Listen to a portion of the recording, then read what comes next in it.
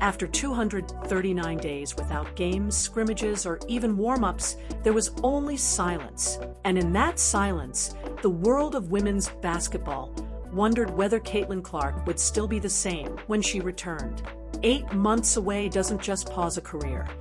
It disrupts rhythm, erases muscle memory, and gives defenders plenty of time to study every move.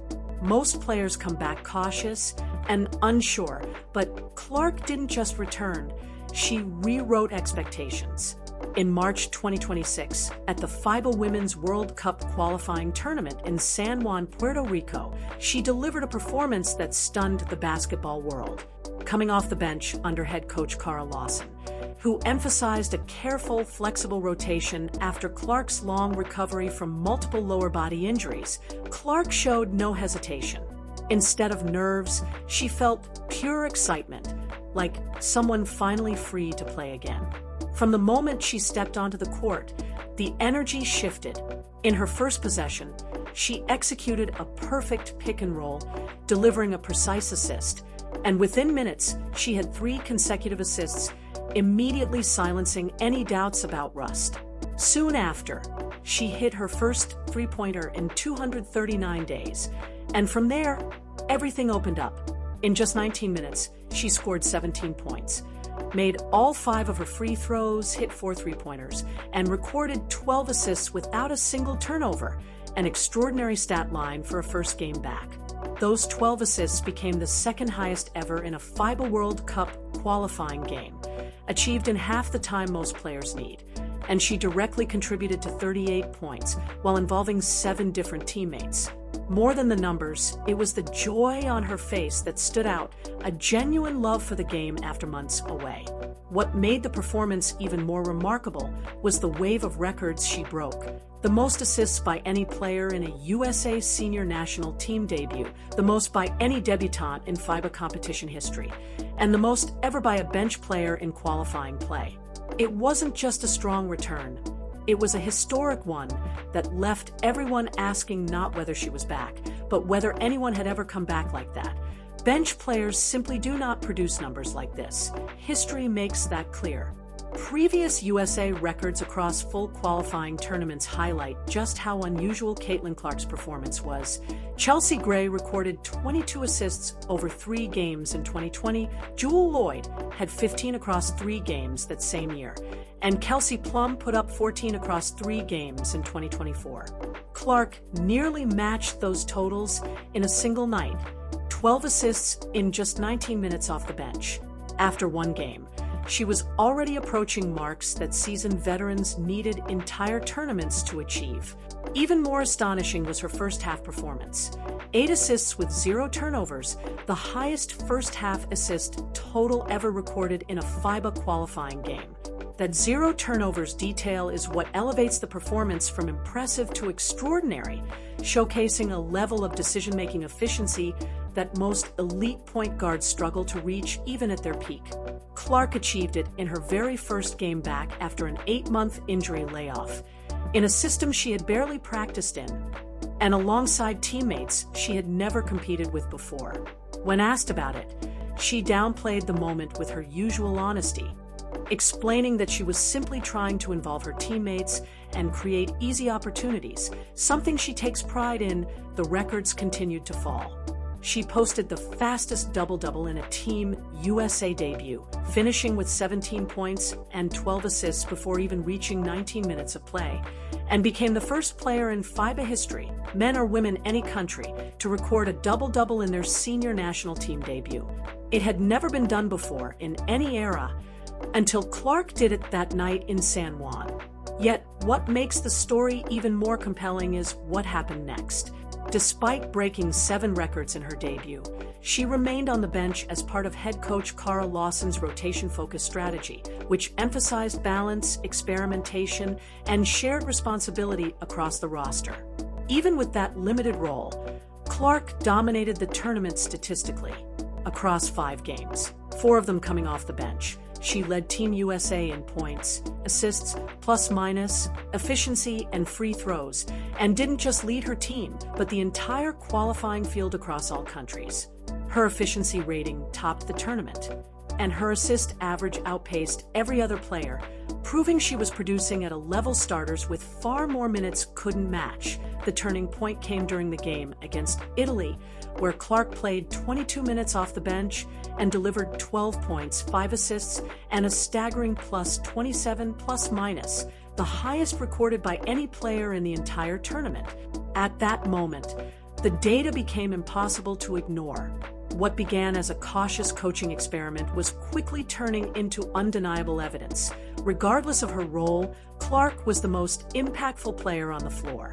Even from the bench, she wasn't just contributing, she was defining the tournament. The coaching staff eventually adjusted, building a 3-guard lineup around Caitlin Clark and Paige Buchers while adding Kelsey Plum to the mix, and finally allowing the offense to run through Clark's playmaking.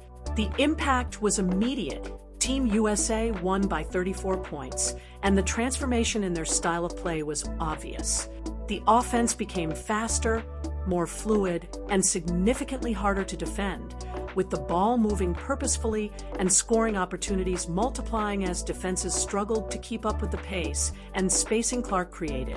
Assistant coach Nate Tibbetts later admitted that the earlier approach hadn't been ideal, acknowledging that a pace and space system built around Clark's vision was clearly the most effective strategy.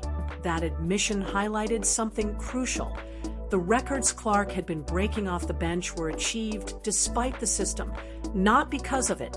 She had been outperforming her role every single game. And once the system finally adapted to her, Team USA looked nearly unstoppable. Beyond the numbers, though, was a deeply human story. Clark had spent 239 days away from the game, battling a series of injuries during her sophomore WNBA season, each setback compounding the last. She watched her team make a playoff run without her, missed All-Star Weekend in her home city, and endured months of rehab, while the sport she loved continued without her. When she finally returned and earned a spot on the senior national team, she was asked to come off the bench and play limited minutes. Many players might have grown frustrated or tried to force their way into a larger role, but Clark did the opposite. She embraced the structure, stayed within the system, and performed so brilliantly that the system itself had to change. That level of composure and competitiveness revealed not just talent, but maturity, the kind that separates great players from generational ones. What followed only strengthened her case. The 7 records from her debut were just the beginning. By the end of the tournament, Clark had broken 14 FIBA records in 7 days. In the Italy game, she posted a plus 27 plus minus, the highest of any player in the entire qualifying field. Against New Zealand, she surpassed a long-standing assist record previously held by Chelsea Gray, finishing the tournament with 32 total assists, about 45% more than the previous mark, despite coming off the bench in 4 or 5 games, and averaging just 21 minutes per contest. Her production wasn't a result of extended playing time.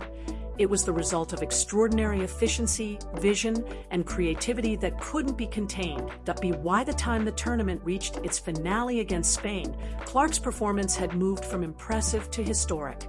She was named MVP, becoming the youngest player ever to win the award in FIBA qualifying history at just 24 years old. She also became the first player in USA basketball history to win MVP in their senior national team debut. And even more remarkably, the first player from any country to achieve that feat, adding to the improbability. She became the first MVP to spend most of the tournament coming off the bench, winning the highest individual honor, while still being treated as a rotational piece for much of the competition. It was a run that redefined expectations, not just for comebacks, but for what a player could accomplish in such a short span of time. The tournament didn't just produce historic performances, it shattered viewership records, drawing the largest audience ever for a FIBA qualifying event. And there was no doubt who they tuned in to watch: Caitlin Clark. This wasn't just about stats. It was a cultural moment that highlighted where women's basketball stands today, and who is pushing it forward. More importantly, the event served as a live blueprint for the future. When the coaching staff finally built a system around Clark's vision, pairing her with Paige Bueckers and Kelsey Plum in a dynamic three-guard lineup, Team USA transformed into a fast, fluid, and nearly unguardable unit. Clark's ability to read defenses and deliver pinpoint passes, combined with Bueckers' scoring and movement, created a system that punished hesitation and rewarded quick decisions, overwhelming opponents who couldn't keep up with the pace. For fans of the Indiana Fever, the implications are massive. Clark just spent 7 days proving that a pace and space offense built around her playmaking can dominate elite international competition under real pressure. It wasn't theoretical, it was executed against top-level defenses with real stakes. The blueprint for the Fever moving forward is now clear. Increase tempo, maximize ball movement, and build spacing that allows Clark to operate as the central decision-maker, seeing plays develop ahead of everyone else. This tournament effectively acted as a preview of what the team can become when the system is designed to amplify her strengths rather than limit them. Looking ahead, the bigger picture is even more exciting. The upcoming FIBA Women's World Cup in Berlin will give Clark another global stage. And if she could lead the qualifying tournament in assists and efficiency while coming off the bench, it raises the question of what she'll do as a full-time starter with more experience and chemistry. Beyond that, the road to the 2028 Los Angeles Olympics is already taking shape, and Clark's performance in Puerto Rico has all but cemented her as a central figure in Team USA's future. With more WNBA seasons, international reps, and time to develop alongside players like Bueckers, her influence is only expected to grow. The record-breaking viewership ties everything together. It shows that the audience for women's basketball is larger than ever imagined. Clark may be the draw, but once viewers tune in, they witness the full spectrum of talent. Bueckers' scoring brilliance, Plum's versatility, and a team playing at a pace and level that demands attention. Many of those viewers won't just leave, they'll stay, following what comes next. In just one tournament, Clark didn't simply dominate. She reshaped expectations, breaking 14 records in 7 days and turning an 8-month absence into the launch pad for something even bigger. And yet, this feels like only the beginning. With Berlin approaching, Los Angeles on the horizon, and a new WNBA season ahead, the real question is no longer whether she will rise. It's how far she can push the limits of the game before the sport itself has to catch up.